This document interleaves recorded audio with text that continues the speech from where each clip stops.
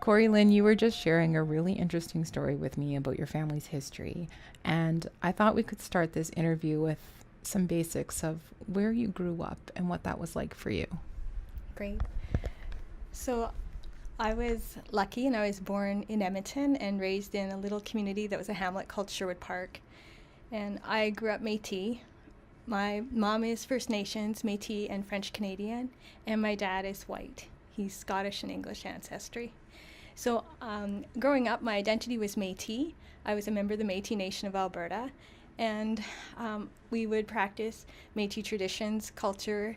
I would learn French Canadian songs from my French Canadian ancestors and dance as well. So yeah, the language that I spoke was usually French, other than English.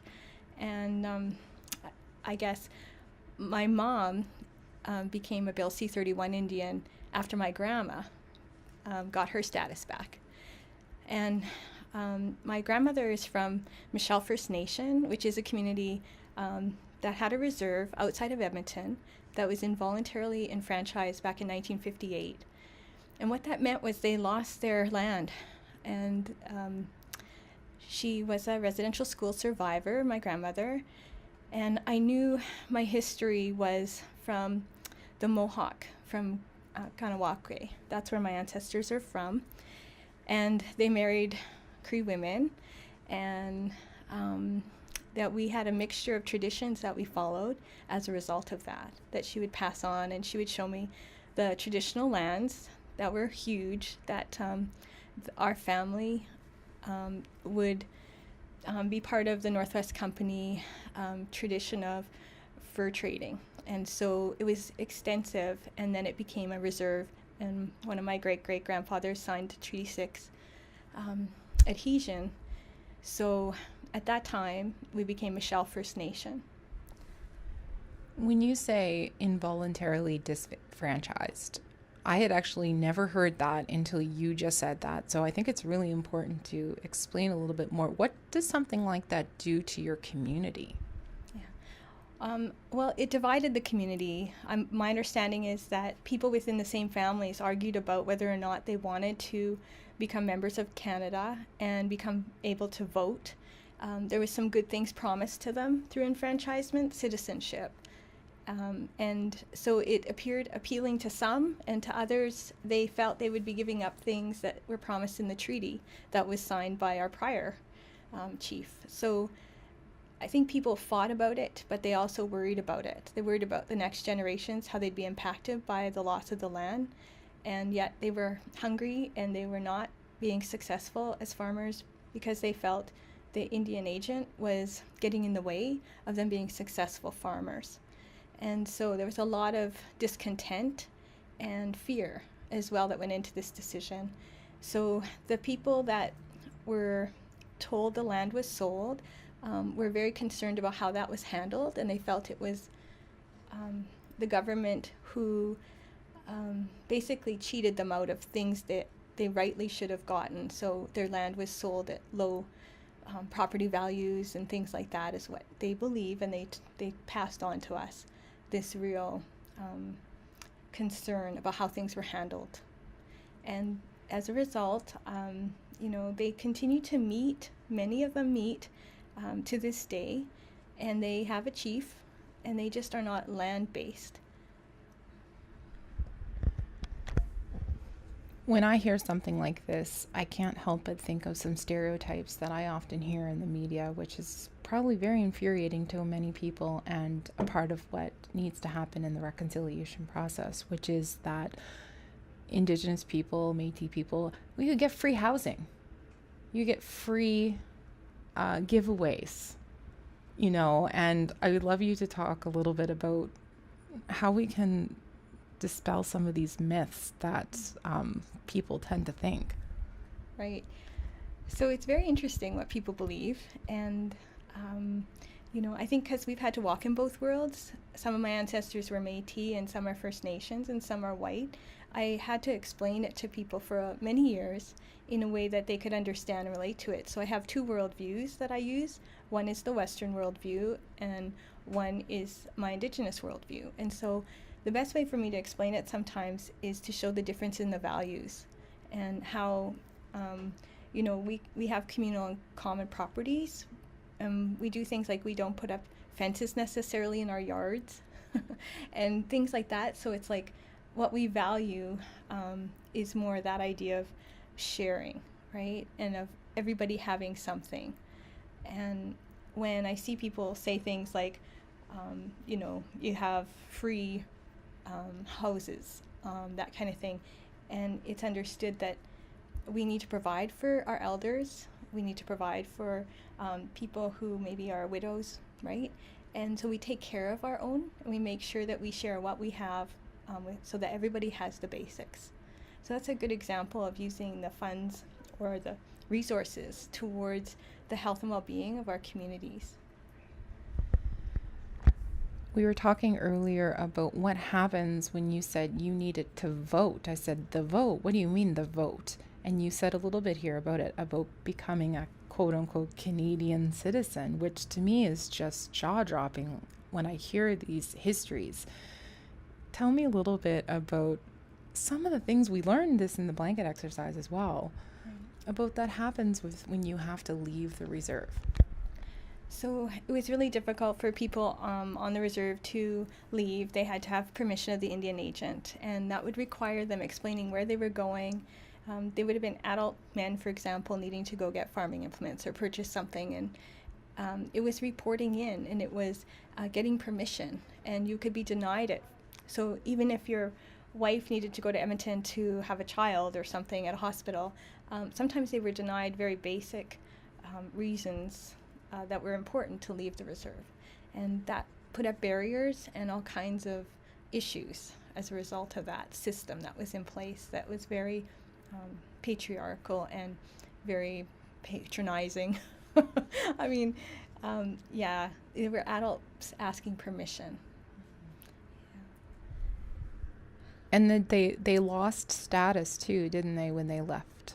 Yes. So it was very interesting that some of the members of my family, so before they even decided to leave, so my grandmother, a great-grandmother, decided she'd marry a Métis man, and she wasn't allowed to continue to live on the reserve or raise her children on the reserve. So she went up north to Manning to raise her family on the trap line that my grandfather had up there, a great-grandfather. So they could visit, and yet their children were not allowed, so she lost her status, and then her children lost status as well. So very, again, patriarchal point of view that you're your husband's property, and as if your ancestry is wiped out, when you make decisions or choices about who you're marrying. The community decides who's a member of the community, and even though today many people are encouraged to get a status card and register with the Government of Canada, the community, so Michelle First Nation, decides who is their community members. And there was traditionally adoption that would happen in our communities as well, so you didn't have to be blood to be a member of this community.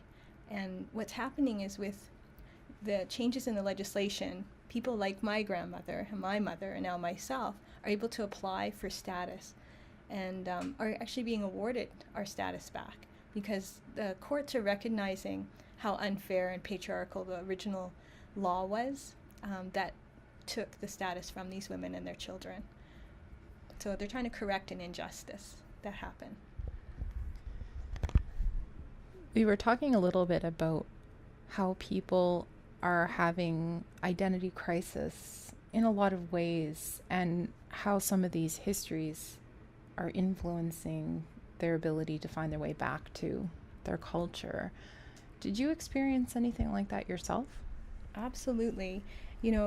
Growing up, I took pride in being a member of the Métis Nation of Alberta. And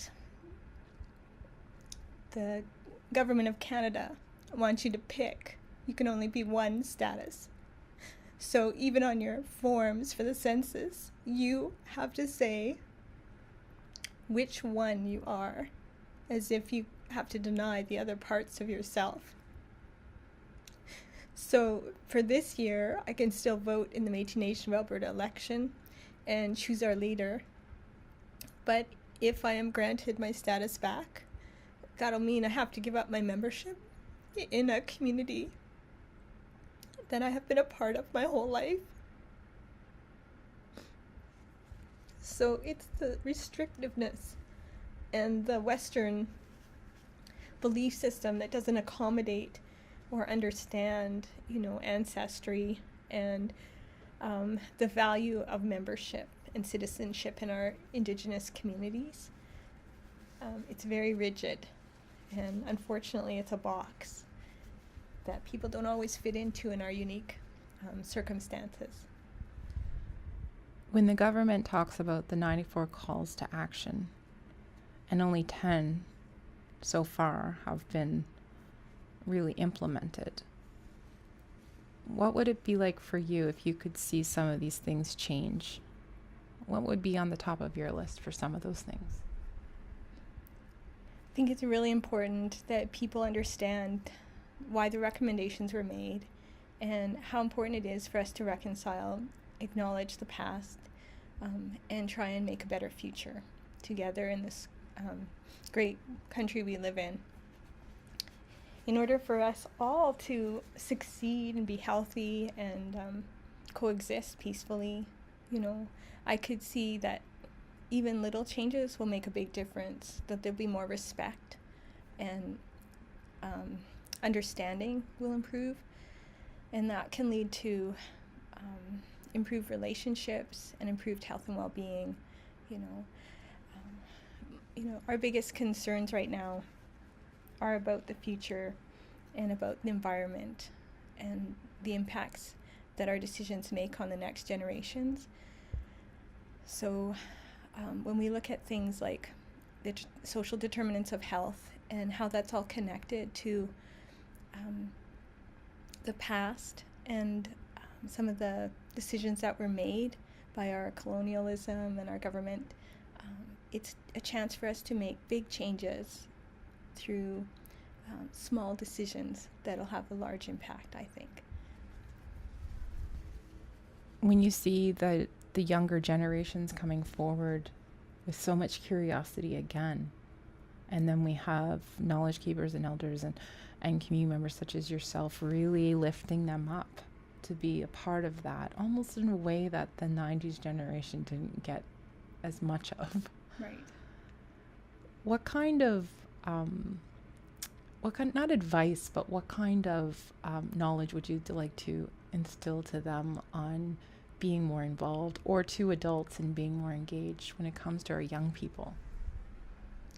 Yeah, there's lots of opportunity to learn ceremony and to understand the value of our ceremonies. So I would encourage people to, definitely the youth, to start to listen and spend time with the elders and the knowledge keepers and practice traditional ways, learn about protocols, and then they will be blessed by what they hear and learn. I truly know it is very healing when we engage in our ceremonies, and it's been very helpful to me personally and my family.